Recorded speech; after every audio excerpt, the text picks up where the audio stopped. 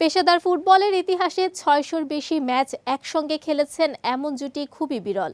তবে জুটি বেঁধে একসঙ্গে সর্বোচ্চ ম্যাচ খেলেই বিশ্ব রেকর্ড গড়েছেন আর্জেন্টিনা ও স্পেনের দুই তারকা ফুটবলার।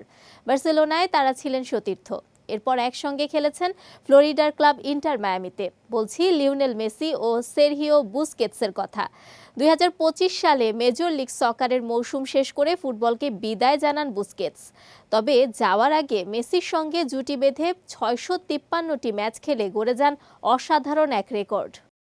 সম্প্রতি international federation of football history and statistics IFFHS এ তথ্য প্রকাশ করা হয়েছে।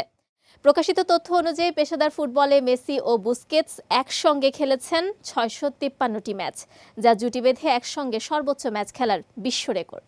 ২০০৭ সালে বার্সেলোনার বি দলে আসেন সেরহিও বুসকেতস।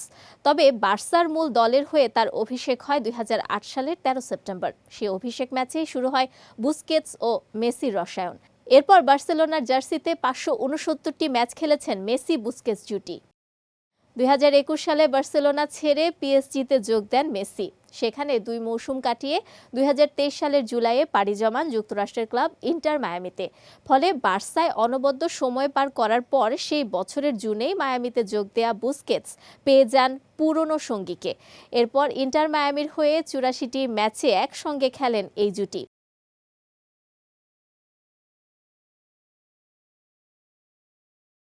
এভাবেই ৬৫৩টি ম্যাচে জুটি বেঁধে খেলে বিশ্ব রেকর্ড গড়ে ফেললেন এই দুই তারকা ফুটবলার। এদিকে এ তালিকায় দ্বিতীয় স্থানের সঙ্গেও জড়িয়ে আছে বুসকেতসের নাম। স্প্যানিশ সতীর্থ পিকের সঙ্গে তিনি খেলেছেন ৬২০টি ম্যাচ। বার্সার হয়ে ৫৩৩ আর স্পেন জাতীয় দলের হয়ে একসঙ্গে ৮৭ ম্যাচ খেলেছেন এ দুজন।